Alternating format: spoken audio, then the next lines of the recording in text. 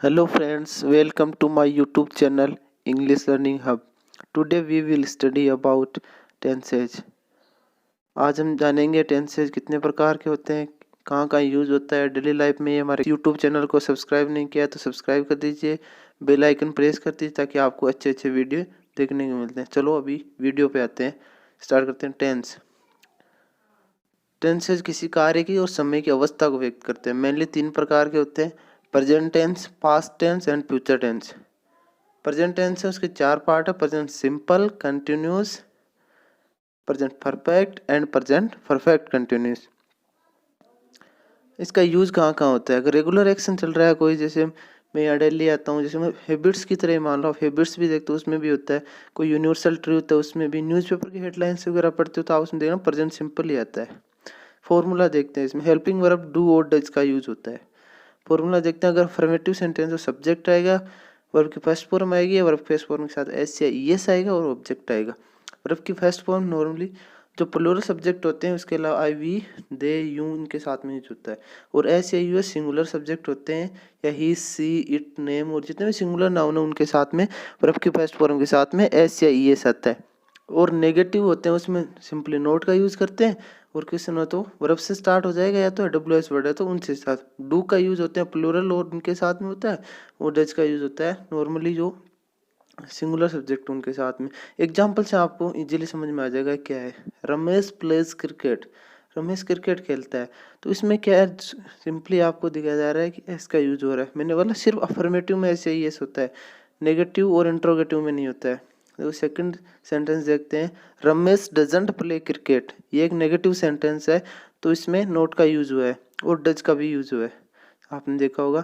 और इसमें जो वर्ब है उसके साथ एस या ईएस नहीं है, सिंपली इसमें दोनों इंट्रोगेटिव है। तो दोनों में डज रमेश प्ले क्रिकेट, क्या रमेश क्रिकेट खेलता है, उसमें भी देखिए व्हाट डज रमेश प्ले, तो इसमें क्रिकेट नहीं है क्योंकि ऑब्जेक्ट जो है इसमें वो हट रहा है। इस क्यों हट रहा है? क्योंकि व्हाट है ना, वो क्वेश्चन पूछ रहा है इससे कि वो क्या खेल रहा है, तो इसलिए ऑब्जेक्ट को यहाँ हटा दिया गया है। चलो नेक्स्ट देखते हैं, present continuous tense. Helping verb होती है उसमें इज, एम और आर का प्रयोग करते हैं। तो इज का यूज कहाँ कहाँ पे होता है? इज जितने भी सिंगुलर सब्जेक्ट होते हैं जैसे ही, सी, इट, नेम और जितने भी सिंगुलर नाउन होते हैं वहाँ इज का यूज होता है। एम का यूज ओनली आपको आई के साथ में करना है। और आर होता है वो जितने प्लूरल सब्जेक्ट होते हैं, प्लूरल नाउन होते हैं, इसके अलावा यू, वी, दे, जितने भी ये प्लूरल को व्यक्त कर रहे हैं, ये जो प्रोनाउन है यू, वी, दे, तो उनके साथ होता है। और यूजेज, यूजेज क्या, जो वर्तमान में जो काम चल रहा है उनको प्रदर्शित करने के लिए होता है। जैसे अभी आप क्लास ले रहे हो यहाँ पे, या मैं पढ़ा रहा हूँ, I am studying tense now, मैं अभी आपको टेंस सिखा रहा हूँ, या मैं अभी टीचिंग होता है तो यहाँ टेंस सिखा रहा हूँ, स्टडिंग मतलब पढ़ रहा है, अभी पढ़ रहा है, तो वो वर्तमान कार्य को व्यक्त कर रहा है इसलिए से। कई बार कोई कार्य होता है जारी अवस्था में लेकिन दिखाई नहीं देता है। जैसे एग्जाम्पल से आपको इजीली समझ में आ जाएगा मैं क्या कहना चाह रहा हूँ। Population is increasing day by day, population दिनों दिन बढ़ रही है। इसमें आपको पता थोड़ा चल रहा है कि पॉपुलेशन बढ़ रही है, लेकिन हाँ जरूर हो रहा है, नॉर्मली आपको दिखाई नहीं दे रहा है। ये निकट भविष्य में आपका कोई प्लान है, कोई मार्केट जाना चाहता है, किसी का कहाँ जाने का प्लान है, किसी का कल मैं ये काम करूंगा, किसी का, हर आदमी का अपना एक प्लान होता है, उनको व्यक्त करने के लिए भी कंटिन्यूस होता है। I am going to Jaipur tomorrow morning, जैसे वो कल मॉर्निंग जयपुर जा रहा है तो इसके लिए सिंपली प्रेजेंट कंटिन्यूस का यूज होगा।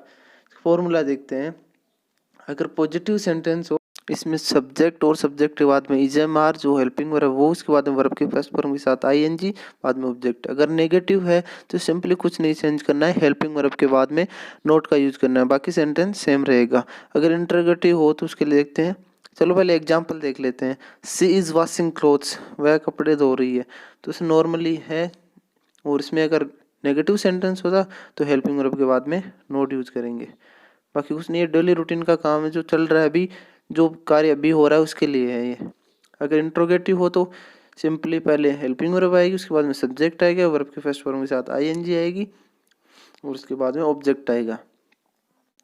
और अगर इसमें भी नेगेटिव है तो सब्जेक्ट के बाद में नोट का यूज करना है। इसमें ध्यान रखना हेल्पिंग वर्ब और नोट के बीच में सब्जेक्ट आता है, हमेशा ध्यान रखना। एग्जाम्पल देख लें, इज सी वॉशिंग क्लोथ्स, क्या वो कपड़े धो रही है, is she not washing clothes, क्या वो कपड़े नहीं धो रही है। तो इसमें नॉर्मली कुछ नहीं करना है, बस वही ध्यान रखना है कि सब्जेक्ट नोट और हेल्पिंग वर्ब के बीच में आएगा। जो वाक्य रूटीन में हो तो उसके लिए हमेशा प्रेजेंट सिंपल का प्रयोग करना। बहुत बार देखा है कंटिन्यूस यूज कर लेते हैं। रूटीन जो मतलब अपन डेली हैबिट्स हैं, ऐसे टाइम मैंने उसमें बताया था कि हैबिट्स होते हैं, न्यूज़पेपर हेडलाइंस होते हैं, उनमें यूज होता है इसका। My father is working in a bank, my father works in a, तो वर्क्स इन ए बैंक है वो सही है क्यों, वो डेली रूटीन में काम कर रहे हैं। चलो नेक्स्ट देखते हैं प्रेजेंट परफेक्ट टेंस। प्रेजेंट में इसमें हेल्पिंग वर्ब होती है वो हैज और हैव का यूज। जो हैज और हैव उनका नॉर्मली आपने देखा होगा मेन वर्ब की तरफ यूज होता है। चलो हैज देखते हैं। हैज का यूज होता है ही सी इट नेम और सिंगुलर नाउन। जितने भी सिंगुलर सब्जेक्ट होते हैं ही सी इट नेम ये भी सिंगुलर ही है, इसलिए इनके साथ हैज का यूज होगा। हैव का यूज होता है वो आई वी दे यू प्लूरल। जितने भी प्लूरल सब्जेक्ट होते हैं प्लूरल नाउन होते हैं उनके साथ में इसका हैव का यूज होता है। और वर्ब की हमेशा थर्ड फॉर्म होती है। फॉर्मूला देखते हैं। फॉर्मूला की स्पेलिंग देख लेना, बहुत बार गलत लिखते हो आप। पॉजिटिव हो या अफर्मेटिव सेंटेंस हो तो सब्जेक्ट के साथ में हैज हैव आएगा, उसके वर्ब की थर्ड फॉर्म और ऑब्जेक्ट। अगर नेगेटिव है तो सिंपली हैज हैव के बाद में नोट का यूज करना है। हमेशा याद रखना वर्ब की थर्ड फॉर्म ही यूज होगी। चलो अगर इंट्रोगेटिव हो या क्वेश्चन वगैरह हो कुछ हो तो उसमें सिंपली हैज हैव का यूज करना है, उसके बाद सब्जेक्ट वर्ब की थर्ड फॉर्म ऑब्जेक्ट। अगर डब्ल्यू एस वर्ड हो जैसे वाट वू वेन और तुम उसके साथ में शुरू में डब्ल्यू एस वर्ड यूज कीजिए। इसमें कुछ आइडेंटिफिकेशन मार्क्स मान लो या आइडेंटिफिकेशन वर्ड्स होते हैं जो आते हैं नॉर्मली, उनमें आप हमेशा प्रेजेंट परफेक्ट यूज करना। ऑलरेडी, येट, रिसेंटली, सो फार, नेवर, टिल, अनटिल, मतलब जो काम अभी भी हुआ उसको व्यक्त कर रहे हैं। ये जो सारे वर्ड्स होते हैं। He has not reached at home, वो अभी तक घर नहीं पहुंचा है, तो ये इसका एक एग्जाम्पल था। दूसरा एग्जाम्पल देखते हैं he has finished his homework recently. इसमें रिसेंटली यूज हुआ है तो आपको बिल्कुल याद रखना है। इसमें उसकी थर्ड फॉर्म आएगी हैज हैव आएगा और परफेक्ट टेंस होगा। He has to come Delhi recent, इसमें भी सेम रिसेंटली यूज होता है तो इसके लिए भी सेम अप्लीकेबल है।